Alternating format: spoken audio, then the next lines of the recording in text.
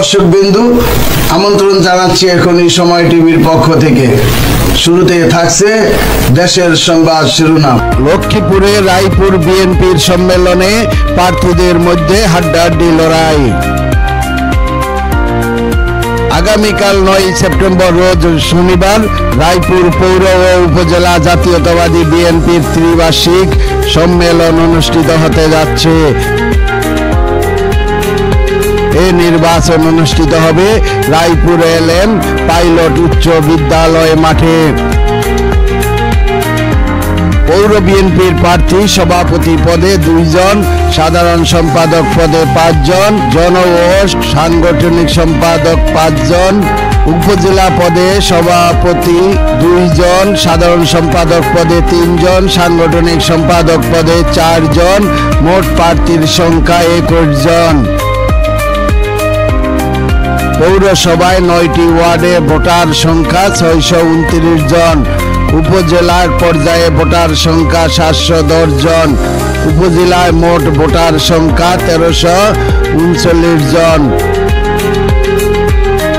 রায়পুর উপজেলাবাসীদের মধ্যে আনন্দের উল্লাসে মুখরিত হয়ে উঠেছে পুরো উপজেলা।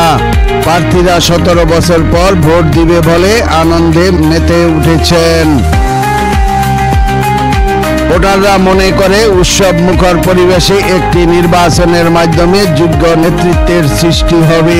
আপনাকে প্রথমে স্বাগত জানাই বাংলাদেশ জাতীয়তাবাদী দল রায়পুর উপজেলা পৌর শাখার প্রতিনিধি সম্মেলন 2025 আগামীকাল 6-9-2025 রোজ শনিবার রায়পুর সরকারি মার্চেস একাডেমি মাঠে অনুষ্ঠিত হতে যাচ্ছে।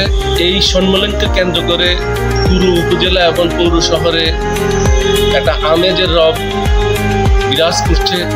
ভোটার, ডেলিগেটের, বিএনপি এবং সাধারণ জনগণের মাঝে আপনি ইতিমধ্যে দেখতে পাচ্ছেন রায়পুর শহরে সর্বত্রই ব্যানার পেস্টুনে একটা আনন্দ বিরাজ করতেছে, যার ফলশ্রুতিতে আগামীকাল ইনশাল্লাহ আমাদের সম্মেলন অনুষ্ঠিত হবে। উপজেলায় 710 জন কাউন্সিলর, পৌরসভায় 9টি ওয়ার্ডে 639 জন কাউন্সিলর প্রত্যক্ষ ভোটে তাদের প্রতিনিধি নির্বাচন করবে। ইতিমধ্যে আজকে আপনারা দেখতে পাচ্ছেন 20,000 স্কোয়ার ফুটের একটি বিশাল প্যান্ডেল। দীর্ঘ 18 বছর পরে পেশিবাদের কারণে আমরা প্রকাশ্যে আমরা কোনো সম্মেলন করতে পারি না। লক্ষ্মীপুর 2 আসনের সাবেক সংসদ সদস্য দেশনেত্রী বেগম খালেদা জিয়ার রাজনৈতিক উপদেষ্টা, লক্ষ্মীপুর 2 আসনের সাবেক সংসদ সদস্য, জেলা বিএনপির সাবেক সভাপতি জনাব আবুল খায়ের ভূঁইয়া সাহেব সার্বিক তত্ত্বাবধানে এই বিশাল আয়োজন। এই আয়োজনে আমরা আন্তরিক ধন্যবাদ জানাই লক্ষ্মীপুর জেলা বিএনপিকে। আপনারা ইতিমধ্যে জেনেছেন পৌরসভায় 2 জন সভাপতি প্রার্থী, 5 জন সাধারণ সম্পাদক, 4 জন সাংগঠনিক সম্পাদক এবং উপজেলায় রয়েছে 2 জন সভাপতি। ইনশাল্লাহ আগামীকালকের এই আয়োজন রায়পুরের ইতিহাসে একটি বিশাল আয়োজন, বিরল আয়োজন। কর্মী সমর্থকদের মধ্যে যেই উৎসাহ উদ্দীপনা দেখা দিয়েছে সত্যি তা প্রশংসনীয়। প্রিয় দর্শকবৃন্দু, আজকের প্রতিবেদন এই পর্যন্তই শেষ করছি এখানেই। পরবর্তী সংবাদ পেতে আমাদের সাথেই থাকুন। আল্লাহ হাফেজ।